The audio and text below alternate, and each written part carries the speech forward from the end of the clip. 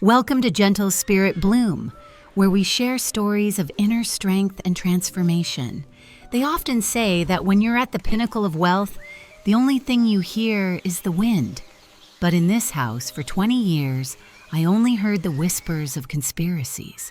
My name is Elena Miller, and tonight, in the heart of a fierce storm, I am kneeling on a cold marble floor.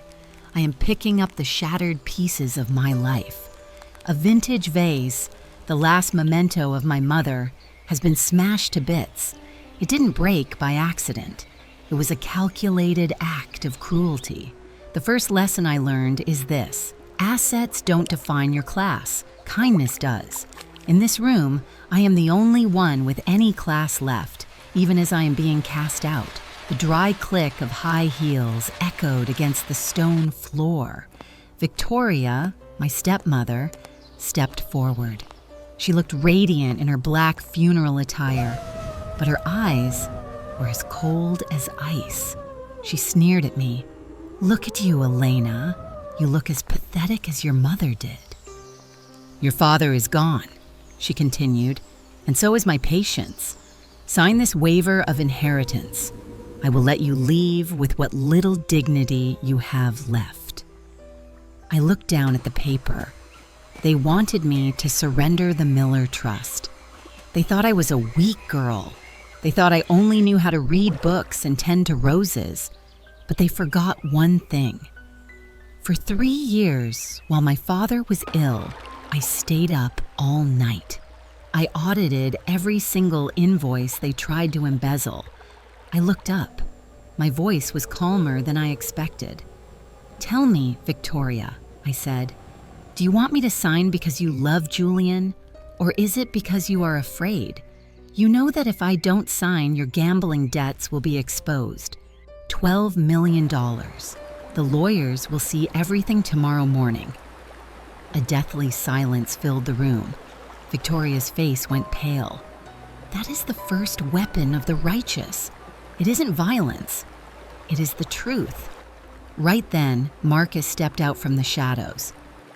He was my father's closest aide. I once looked up to him as a brother. He held a teacup, looking perfectly composed. "Elena, you're playing a dangerous game," Marcus spoke.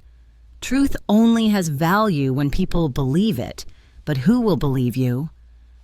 "I have prepared falsified medical records," he continued. "I can prove you have been mentally unstable since your father passed. If you don't sign, you won't leave with a penny. You will be sent to a psychiatric ward." At that moment, my heart tightened. Marcus taught me how to manage funds. He promised to protect me. It turns out loyalty has a price. Victoria simply outbid me. I realized a painful philosophy. Your most dangerous enemy isn't the one holding a sword in front of you. It is the one holding the shield right behind your back. I picked up the pen. I saw the triumph in their eyes, but I didn't sign the waiver. I wrote something else entirely. I looked at them and said, "You want this house? Fine, I will leave. But mark my words. A house built on lies has a rotten foundation. You aren't kicking me out.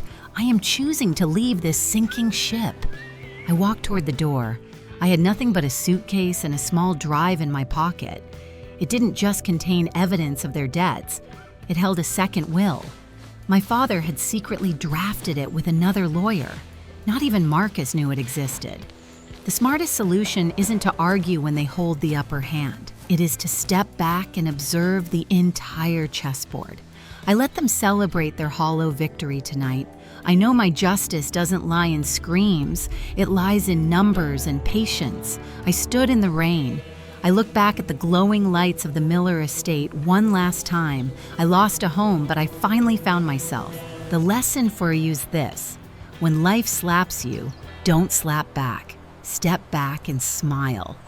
Check if you are the one holding the keys to the next move. The righteous don't win because they are stronger. They win because they can sleep peacefully every night. The wicked cannot. I walked away. My clothes were soaked, but my soul had never felt so free. This isn't the end of Elena Miller. It is the beginning of a woman who will shake this kingdom. Tonight I am penniless, but tomorrow the world will know the true master of this empire. Never mistake patience for cowardice. When the righteous take action, even the devil must retreat. I want you to continue this journey with me. In the next part, I will show you how a woman with nothing defeated a massive conglomerate. I used my only weapon, educated integrity. Do you want to know how I did it? I walked along the cold pavement. The Manhattan rain felt like tiny needles against my skin. 1 hour ago, I was the heiress of the Miller estate. Now, I was just a zero in a sea of strangers. I looked at my hands. They had never done a day of hard labor. Now they were shaking from the cold and the betrayal. The second lesson life taught me is this: wealth is sometimes a gilded cage. It makes us forget how to survive without power. I didn't go to a 5-star hotel. I knew Victoria had frozen all my accounts. I walked to the Lower East Side. The buildings were old and smelled of dampness. I stopped at a small basement apartment. This was where Martha lived. She was my former housekeeper. Victoria had fired her 2 years ago. When she opened the door, she saw me soaked and pale. She didn't ask any questions. She just pulled me into her arms. "Finally, this day has come, my girl," she said. In that cramped room, I learned the true meaning of life. Martha gave me a bowl of hot soup. It was the simplest food, but it tasted sweeter than any banquet in the Hamptons. She looked at me with wise eyes. "Elena," she said, "to defeat a monster, you don't need to become one. You just need to stand where it never looks. You need to stand in the darkness." The next morning, I started my journey from below zero. I took off my wet designer clothes. I put on a waitress uniform that Martha borrowed. I stood in a small cafe. I was busy from 6 in the morning. I washed dirty cups. I scrubbed greasy tables. People passed by. They didn't see me. They only saw an anonymous waitress. But that was the smartest solution.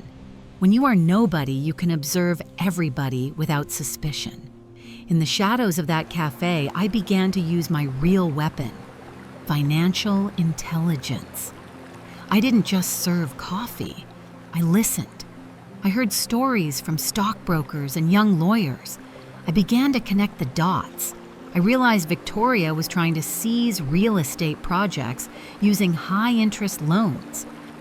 She was making her final gamble. She was using my father's house as collateral. Every night, under a dim lamp in Martha's basement, I opened my father's secret drive. The numbers began to dance. I discovered a shocking truth. My father had anticipated Victoria's betrayal. He didn't leave me cash because he knew they would steal it. Instead, he left me ownership of a venture capital fund called Thorn. It was a name unknown to high society. Thorn had no fancy office. It only existed in codes and commands. But it held the right to buy back the very debts Victoria was taking on. I worked 18 hours a day, 4 hours of scrubbing floors, 14 hours of studying the market. I learned to live with an empty stomach. I learned to endure the insults of rude customers. Every time I wanted to give up, I remembered Victoria's slap. I remembered Marcus's fake smile. I told myself, "Elena, do not hate. Use this pain to sharpen your will." The righteous win because they have an endurance that the wicked will never understand. 1 week later, Marcus appeared at the cafe. He was with Sophia, my family's rival. They sat in a corner. They didn't recognize the waitress standing behind the bar. I heard Marcus whisper. He said the Miller Group was on the brink of collapse. He wanted Sophia to buy the debts from the Thorn Fund.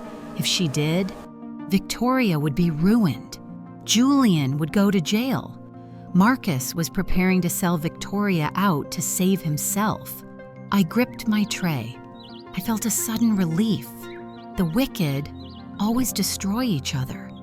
I didn't need to get my hands dirty. I just had to wait for the right moment. The philosophy I learned in those dark days is this: real power isn't in checks or mansions. Real power is the ability to control your emotions and understand human nature. Victoria and Marcus thought they won when they took the house, but they lost the most valuable thing: loyalty and trust. I was here, in a damp basement, but I possessed the truth. And the truth is the key to the kingdom. I took my first step. I sent a short email to Mr. Henderson, the lawyer Victoria had isolated. I wrote only 6 words: "The roses still bloom in darkness." That was the code my father gave me. Henderson would know I was ready to take over the Thorn Fund. The next day, Henderson came to the cafe in secret. He saw me in my stained uniform. He cried. He said, "Elena, your father would be so proud. You didn't choose to scream for justice.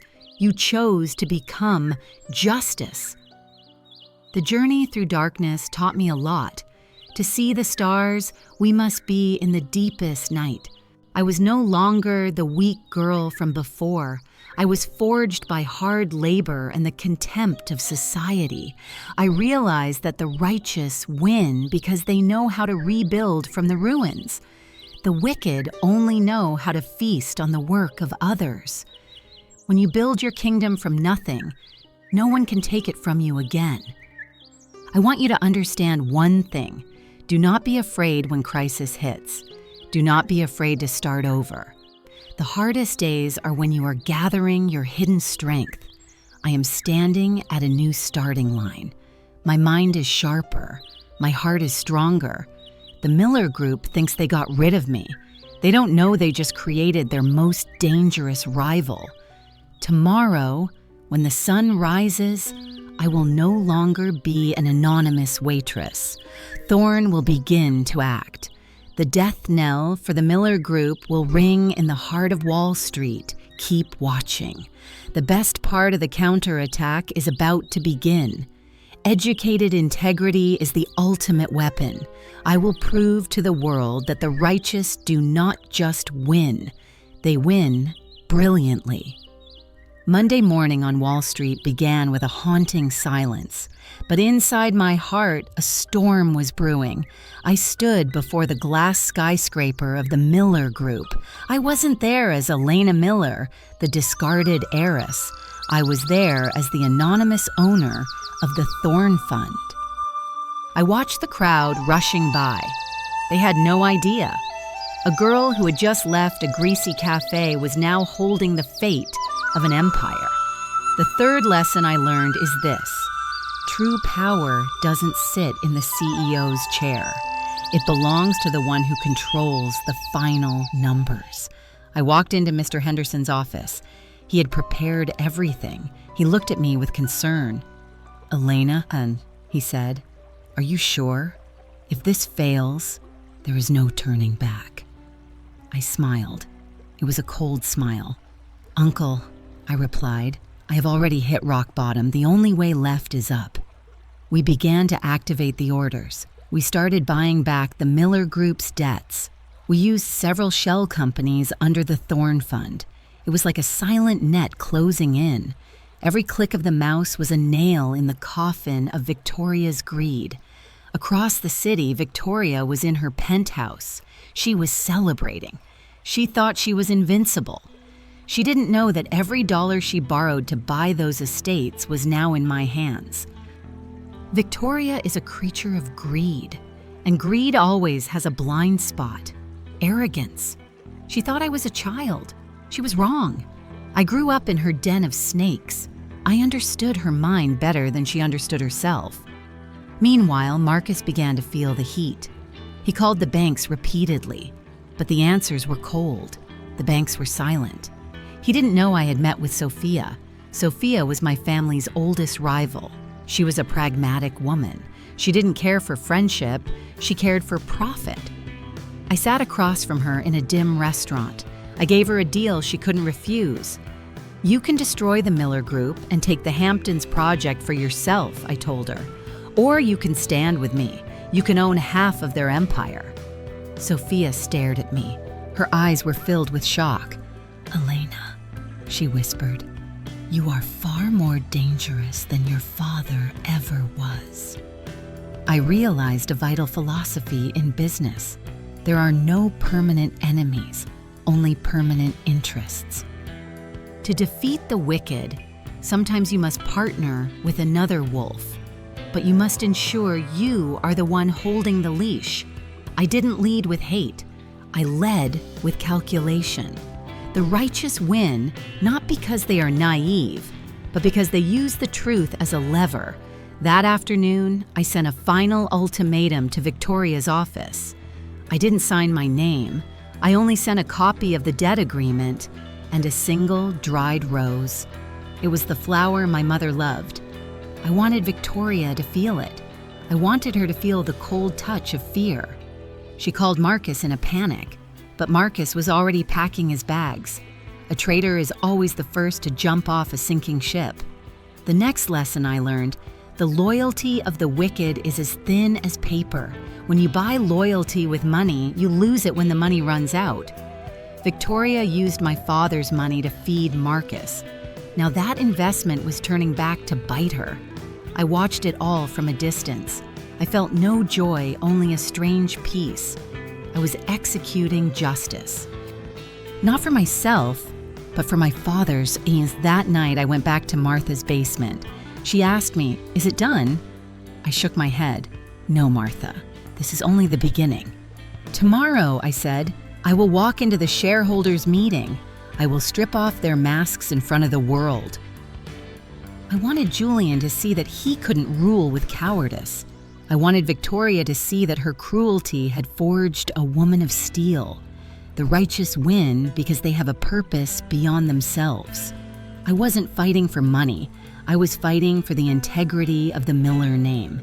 The smartest thing a woman can do is know when to stay silent and when to explode. I prepared my outfit for tomorrow, a pure white suit. It symbolized the return of the truth. It was a shield of light. Now I want you to reflect. Have you ever felt pushed to the edge? Do not be afraid. That is where your brilliance is born. Your enemies can take your house. They can take your money, but they can never take your mind. Tomorrow, the world will see a new Elena Miller, a true master emerging from the shadows. Get ready for the most dramatic meeting in the history of the Miller Group. Every lie will be forced to bow before the truth. The counterattack has begun, and the world will never be the same. That morning, New York City woke up to a heavy, sweltering atmosphere. The air was thick with anticipation. I stood before the small, cracked mirror in Martha's basement. I put on the white power suit that Mr. Henderson had carefully prepared. White symbolized transparency, a fresh start, and a truth that could not be stained. I looked at my reflection. I no longer saw the exhausted waitress. I saw a woman carrying the force of a hurricane. The fourth lesson I realized is this: your appearance is not for vanity. It is a psychological weapon. It establishes your authority before you even speak a single word. At exactly 10 o'clock, I stepped into the Miller Group headquarters. The air inside was stifling, charged with tension. The major shareholders were already seated around a long mahogany table. Their breath smelled of expensive cigars, old money, and deep-seated anxiety. Victoria sat at the head of the table. Her makeup was thick, a desperate attempt to hide the dark circles from her sleepless nights. Next to her was Julian, nervously fidgeting with his phone. And then there was Marcus. He was staring at his watch, counting down the seconds as if he were waiting for a chance to escape. When I entered, the room froze. It was as if a powerful electric current had swept through the hall, silencing every whisper. Victoria bolted upright, her lips trembling with a mixture of rage and shock. She shrieked, "Elena!" "What on earth are you doing here? Security, remove this intruder immediately." I didn't flinch. I didn't even blink. I walked slowly toward the head of the table, pulled out an empty chair, and sat down with deliberate grace. I placed my leather briefcase on the table, looked Victoria straight in the eyes, and smiled. It wasn't a smile of kindness. It was a smile of cold, hard facts. "Tell me, Victoria," I said, my voice echoing in the silence. "Do you usually call the owner of 60% of this company's preferred shares an intruder?" A wave of murmurs broke out like a disturbed beehive. The shareholders began whispering to one another, their eyes darting between me and Victoria. Marcus stepped forward, his voice cracking with fear. "Elena, what are you talking about? The Miller Group belongs to Victoria and Julian according to your father's will. You don't own a single share." I looked at Marcus with genuine pity. "Marcus," I said softly, "you're a brilliant aide, but you forgot one crucial legal detail. My father did not own this company in his personal name. He owned it through a blind trust, and that trust was legally transferred to me on my 25th birthday. But more importantly, the Thorn Fund, the one you currently owe $12 million to, that is my company." I opened my briefcase and pulled out the original documents, stamped with the red seal of the Supreme Court. I slid the files toward the shareholders. "Take a long, hard look," I commanded. "Victoria has been using corporate assets as collateral for her personal gambling debts. She forged my father's signature while he lay dying in his hospital bed. And Marcus, you were the one who facilitated every single one of these black market transactions." I paused, letting the weight of my words sink in. "I am not here to beg," I continued. "I am here to reclaim what belongs to the truth." Victoria collapsed back into her chair. Her face turned a sickly shade of gray, like cold ash. Her final lie had been incinerated by the light of the truth. An elderly shareholder stood up, looking at me with newfound respect. "If what she says is true," he declared, "then Victoria Miller has no voting rights. We need a new chairperson immediately to save this company from bankruptcy." I stood up, my voice filling the room with undeniable power. "I am not asking you to vote for me because I am Arthur Miller's daughter.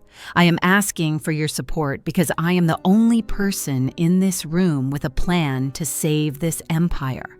I have the capital to wipe out the debts Victoria created. The righteous don't win by pleading for mercy. They win through superior competence and meticulous preparation." In that moment, I wanted everyone to understand a core philosophy. When you hold the truth, you don't need to scream. The truth has a frequency of its own that vibrates in the hearts of men. The wicked build their empires on houses of cards. All it takes is one gust of truth for the whole structure to crumble. Julian began to sob. He looked at me, desperate and broken. "Elena, please, we are family. You have to help me." I looked at my brother. My heart didn't harden, but it didn't soften either. "You're right about one thing, Julian," I replied. "We are family. That is why I won't send you to prison, provided that you and your mother sign over all remaining assets and leave this building quietly. This is my final act of mercy." Marcus saw that the game was over. He tried to slip out through the back door, but Mr. Henderson was already there, flanked by 2 police officers. As the handcuffs clicked around Marcus's wrists, he had to pass by me. I leaned in and whispered, "Betrayal is a debt, Marcus, and the interest rate is a lifetime of looking over your shoulder." Victoria looked at me with pure hatred, but beneath that hate was a mountain of fear. She finally realized that the child she once slapped had become the woman who decided whether she could even breathe in this industry. the meeting ended in a frenzy of media cameras outside. I stood on the balcony of the chairperson's office, looking down at the flowing traffic of Manhattan.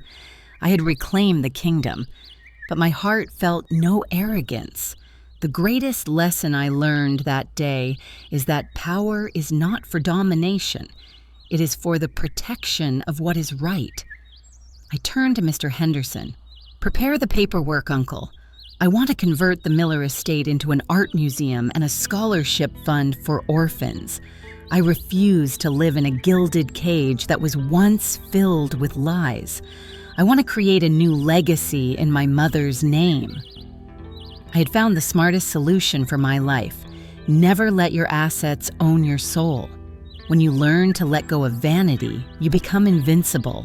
Always remember, no matter how powerful your enemy seems, trust in the power of integrity. Do not react with anger, react with intellect. Life is a long chessboard, and the final winner is always the one who keeps their heart clean. Tomorrow, I start a new chapter. I am no longer hiding in the shadows. I am Elena Miller, and I have returned not to rule, but to lead the way for the rise of the righteous.